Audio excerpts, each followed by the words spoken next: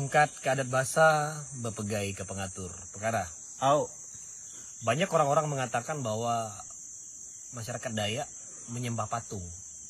Masyarakat Dayak tidak punya agama dan menyembah berhala dan sebagainya. Saya selalu memberikan pemahaman kepada masyarakat. Agama dan budaya itu harus dipisahkan. Agama berbicara iman, kepercayaan kita kepada Sang Pencipta, kepada Sang Allah Ta'ala ataupun Tuhan Yesus ataupun petara atau jubata. Sedangkan budaya berbicara identitas dan legalitas yang harus kita pertahankan, salah satunya adat istiadat kita sebagai masyarakat adat Dayak.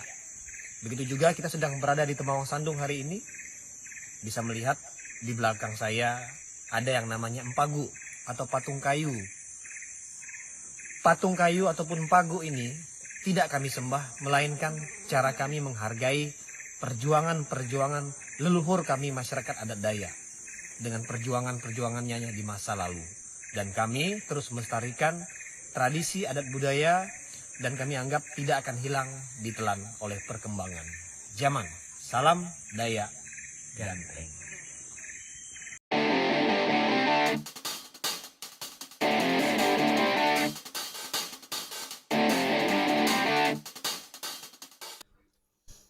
Selamat pagi dan jumpa lagi dengan Pak Git.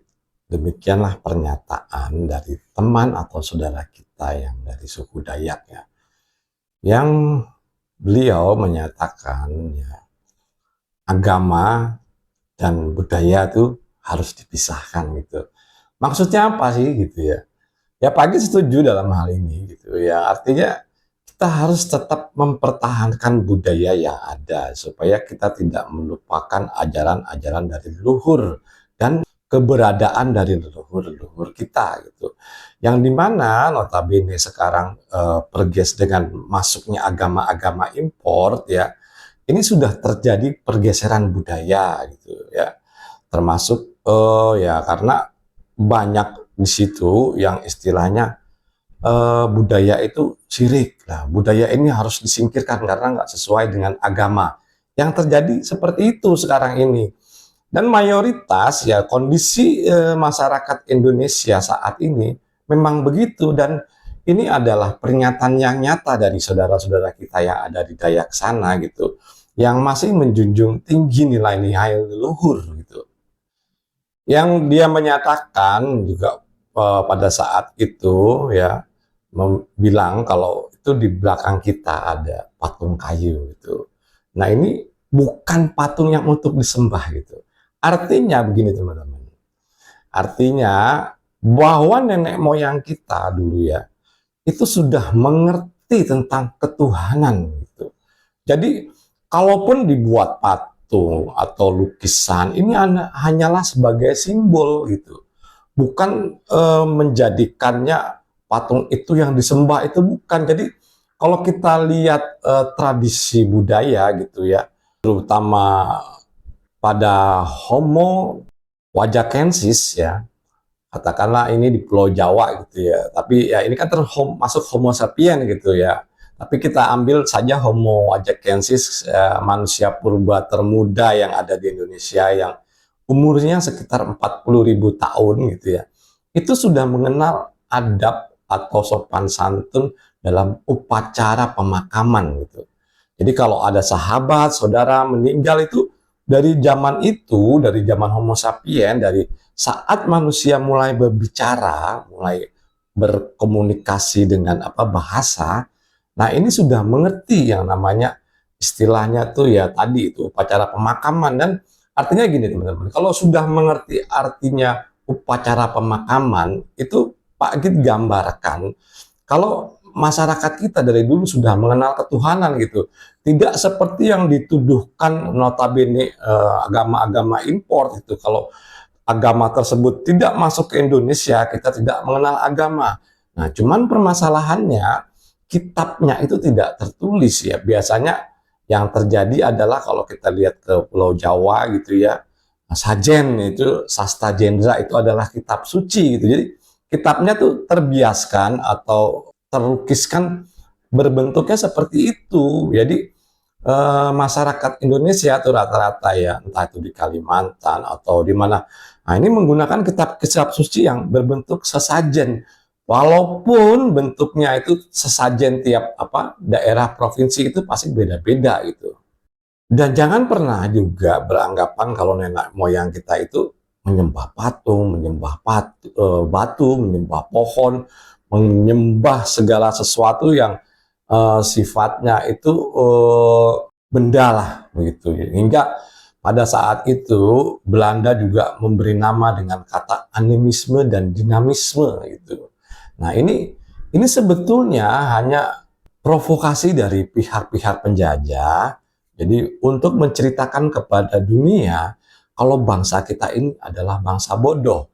Tapi kalau kita cek salah satu lukisan tertua, bukan salah satu ya, tapi lukisan tertua saat ini di dunia itu ada di Sulawesi gitu. Jadinya bangsa Indonesia itu sudah mempunyai peradaban yang umurnya itu lukisan tertua itu sekarang itu dipegang Sulawesi itu 50.000 tahun ya. Di situ ada gambar lukisan babi yang sedang diburu oleh 3 orang, sepertinya seperti itulah. Nah, ini maksudnya supaya kita tidak meremehkan budaya-budaya yang sudah ditanamkan oleh leluhur-leluhur kita.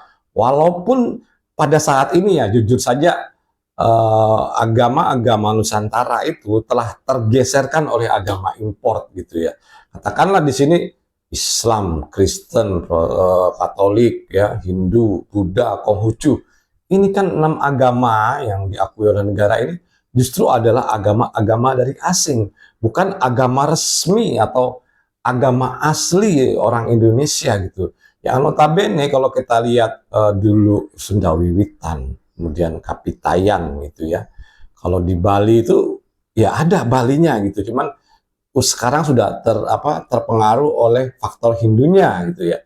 Kemudian Karo ya. Karo itu di Batak itu ya ada Hindu Karo ya, itu juga Karo tapi udah terpengaruh dengan Hindu juga gitu. Karena awal-awal agama import yang masuk pertama ini adalah Hindu. Cuman Hindu di sini kalau Pak Git lihat di misalnya di Jawa, di Kalimantan, kemudian di Bali, dia tidak menggeser budaya. Ya contohnya saja Bali gitu. Adat budaya Balinya itu masih kental sekali.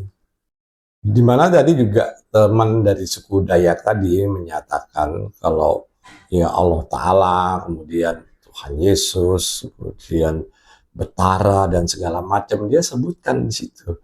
Nah silakan, maksudnya artinya gini, silakan aja beragama dengan kepercayaan masing-masing karena ini adalah masalah keyakinan gitu. Tapi jangan rubah budaya yang hasil peninggalan atau hasil olah pemikiran dari nenek moyang kita. Dan Pak Git itu sangat setuju banget dengan pernyataan ini dan Pak Git mendukung tentunya. Jadi kita ambil kesimpulan aja teman-teman ya.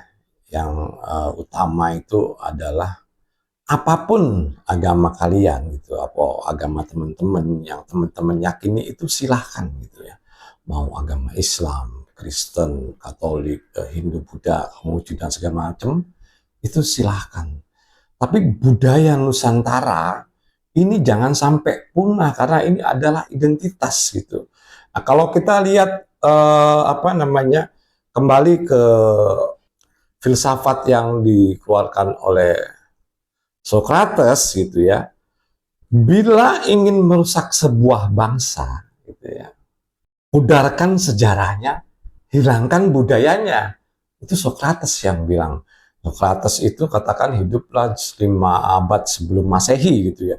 Itu kejadian atau sistem politik ini sudah terjadi seperti itu gitu. Jadinya Socrates ini sudah membayangkan kalau sebuah bangsa itu hilang budayanya, maka bangsa tersebut adalah hilang jati dirinya sebagai bangsa. Oleh karena itu, ya, jangan kita menghilangkan jati diri kita sebagai bangsa Indonesia yang penuh dengan kebudayaan hasil peninggalan nenek moyang kita atau leluhur kita.